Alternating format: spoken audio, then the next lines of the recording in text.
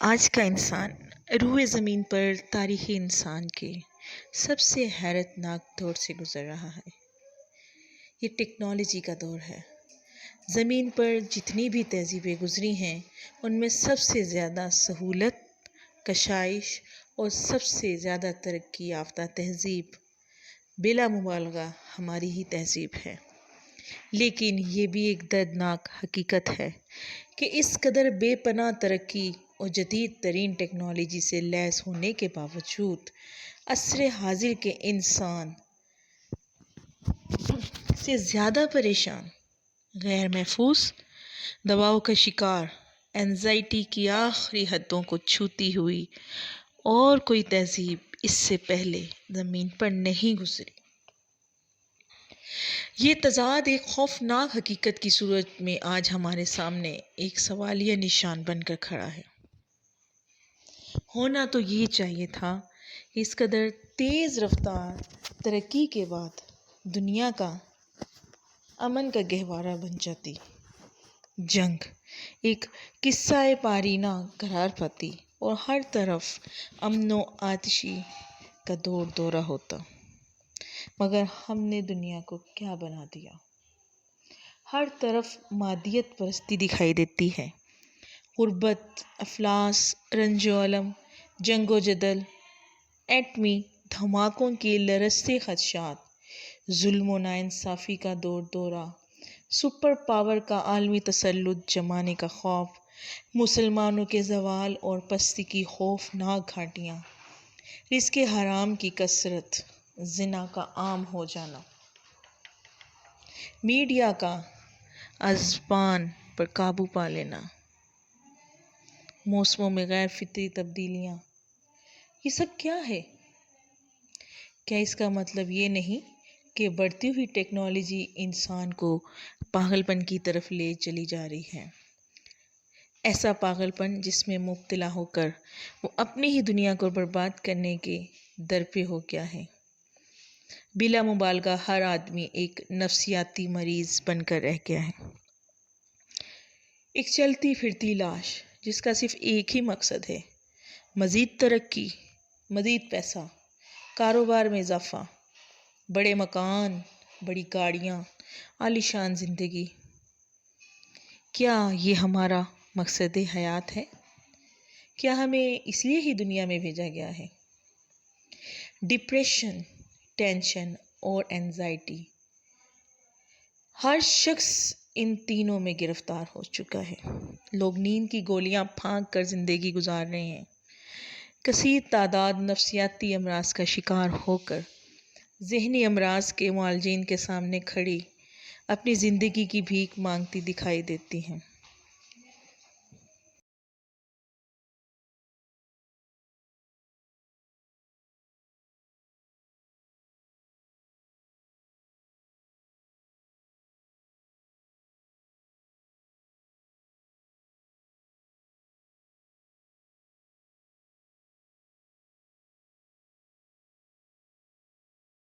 ہم ایک المیہ بن چکے ہیں۔ جو لوگ نفسیاتی مریض بن جاتے ہیں وہ زندگی کی دوڑ سے باہر کر دیے جاتے ہیں، کارنر کر دیے جاتے ہیں۔ کاروبار میں ناکامی، طویل بیماری یا کسی اپنے کی اچانک موت کا نہ بھولنے والا صدمہ، حد سے بڑھی ہوئی حساسیت، محبت میں ناکامی، ملازمت اور کیریئر میں ترقی نہ کر سکنے کا خوف، اعلیٰ تعلیم حاصل نہ کر پانا اور معاشرتی پریشانیاں، لمبی غربت، شریک حیات سے ذہنی ہم آہنگی کا فقدان، شکل و صورت کا معمولی ہونا، جسمانی معذوری یا کوئی عیب اور اس طرح کے بے شمار خوفناک مسائل۔ ان مسائل سے جن لوگوں کا واسطہ پڑتا ہے ان کی زندگی دوسروں سے بالکل الگ ہو جاتی ہے۔ وہ خود کو اس معاشرے پہ بوجھ سمجھنے لگتے ہیں، بجائے اس کے کہ وہ مسئلوں کا حل نکالیں یا اس کے سولوشن پہ غور کریں۔ وہ اپنے آپ کو کبھی نشے کی گولیوں، کبھی نفسیاتی دواؤں، کبھی داڑھی رکھ کر شلوار ٹخنوں سے اونچی کر کے مسجد کی طرف، تو کبھی تصوف کو اپنے لیے محفوظ چھتری سمجھ کر پیروں فقیروں باپوں کے در پر جا کے کھڑے ہو جاتے ہیں۔ میں یہ نہیں کہتی کہ یہ سب ٹھیک نہیں ہے، جس کو جو ٹھیک لگتا ہے وہ اپنے حساب سے وہی کرتا ہے، لیکن ہر انسان انسیکیورٹی کا شکار ہو جاتا ہے، اور یہ انسیکیورٹی یا یہ خوف بعض اوقات اسے معلوم ہوتا ہے اور بعض اوقات یہ ان نون ہوتا ہے۔ یہ ان نون خوف یا نون خوف، یعنی کہ ایسا خوف جس کے بارے میں وہ جانتا ہو یا نہ جانتا ہو، اس کو اس کی مقصد حیات سے بہت دور لے جاتے ہیں۔ وہ ہر جگہ اپنے لیے اپنے آپ کو سیکیور کرنے کے لیے کوششیں کر رہا ہوتا ہے، مگر سب رائے گاں جا رہی ہوتی ہیں۔ پھر وہ کیا کرے؟ آپ دیکھیے، نمازی نماز پڑھنے آتے ہیں، لیکن طویل نماز پڑھتے رہنے کے باوجود دل میں بغض، کینہ، حسد، پریشانی، وسوسے، پیسہ کمانے کی حد سے زیادہ بڑھی ہوئی دھن موجود رہتی ہے۔ نماز پڑھتے ہوئے بھی ان کے دھیان ادھر ادھر بھٹک رہے ہوتے ہیں، اور کہاں سے کہاں وہ اپنے خیالات کو اور ان خیالات کے پیچھے بھاگ رہے ہوتے ہیں۔ نماز بہرحال ہر صورت میں فرض ہے، لیکن اس فرض کو ہم صرف ایک رسم کے طور پر اپنی زندگی میں شامل کر چکے ہیں۔ ہمیں پتہ ہی نہیں ہے کہ مقصد نماز کیا ہے۔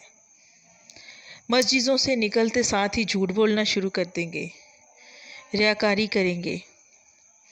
نماز کو بھی صرف انہوں نے ایک نفسیاتی پناہ گاہ بنا لیا ہے۔ اصل میں جو نماز کی معراج ہے، جس سے سکون ملے گا، جس سے طاقت ملے گی، جو برائیوں سے بچائے گی، اس نماز کو تو ہم ادا ہی نہیں کر پاتے۔ پھر اس کے بعد ہم چلے جاتے ہیں جناب مراقبوں میں، چلوں میں، ریاضتوں میں، اور پھر پتہ نہیں کہاں کہاں۔ ہمیں لگتا ہے یہ سب کر کے ہم کہیں نہ کہیں پر پہنچ ضرور جائیں گے۔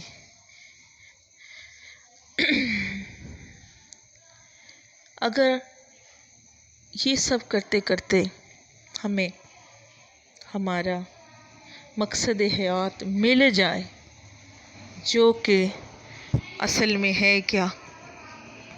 وہ ہے اللہ تعالیٰ کا قرب حاصل کرنا، اللہ کو پہچاننا، اور اس کو پہچاننے کے لیے پہلے خود کو پہچاننا بہت ضروری ہے۔ خود کو پہچاننے کے لیے اپنے آپ کو پہچاننا، اپنے نفس کو پہچاننا اور حقیقت کو پہچاننا۔ ہم کیا ہیں، ہمارا نفس کیا ہے، اور ہماری باڈی کیا ہے، یہ سب جناب بنیادی طور پر انسان کے دل میں یہ بار بار خیال آتا ہے کہ وہ کون ہے، کہاں سے آیا ہے، نفس کیا ہے، وغیرہ وغیرہ۔ چلیے آئیے ہم قرآن پاک کے روشنی میں کچھ سیکھتے ہیں۔ قرآن پاک میں شدت کے ساتھ نفس کے تزکیہ کا حکم دیا گیا ہے۔ تزکیہ تبھی کیا جا سکتا ہے جب آپ اس دشمن کو جان لیں، اس کو اچھی طرح سے پہچان لیں، اور اللہ تعالیٰ نے فرمایا ہے قرآن میں کہ اپنی پہچان کے لیے قرآن مجید کی مدد لو اور اللہ تعالیٰ کی، کیونکہ اللہ تعالیٰ کا دشمن ہے شیطان، اور شیطان نے ہی نفس کو پیدا کیا ہوا ہے۔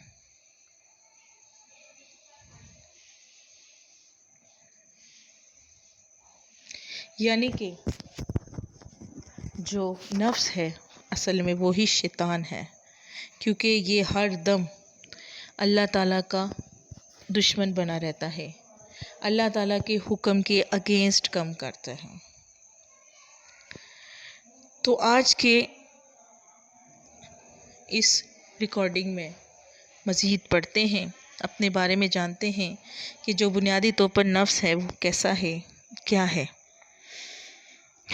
بنیادی طور پر نفس کے 3 حصے ہیں: باڈی، جسم، حواس خمسہ یعنی کہ 5 سینسز، اور مائنڈ،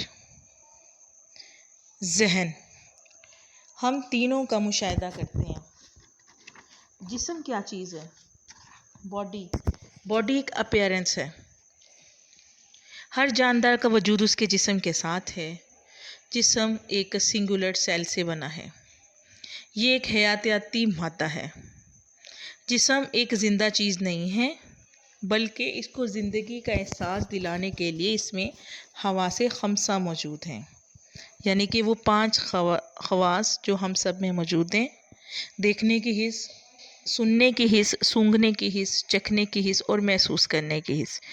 ان حواس خمسہ کی مدد سے ہمارا جسم میں زندگی ہے، اور انہی حواس خمسہ کی مدد سے یہ دماغ تک اپنے پیغامات پہنچا رہا ہے، اور جسم اس کو اس کے مطابق ایکٹ کر کے دکھا رہا ہے۔ جسم کا عقل سے براہ راست کوئی تعلق نہیں ہے۔ جسم حیوانی ہے۔ اس میں 2 ہی قسم کی کوالٹیز ہیں، ایک ہے سروائیول اور دوسری ہے ریپروڈکشن یعنی کہ افزائش نسل۔ سروائیول یعنی کہ بچاؤ، یعنی کہ اپنے بچاؤ کے لیے جسم کو پتہ ہے کہ اس نے اپنی بھوک مٹانی ہے، جسمانی بھوک مٹانی ہے، اور جب اس کی بھوک مٹ جاتی ہے تو اس کے اندر جو دوسری جبلت ہے یا کوالٹی ہے وہ ہے اپنے آپ کو مینٹین رکھنا، کہ اس کی نسل بڑھی رہے، کبھی کم نہ ہو، ریپروڈکشن۔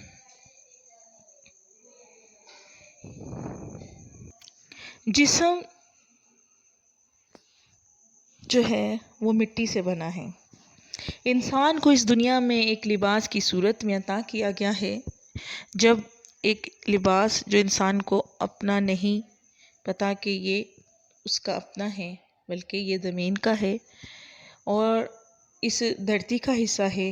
جب موت آتی ہے تو اس دھرتی کو سونپ دیا جاتا ہے واپس، اور اسی طرح سونپ دیا جاتا ہے جیسے کسی سے کوئی چیز ادھار لی گئی ہے اور اس کو وہ واپس کر دی گئی ہے،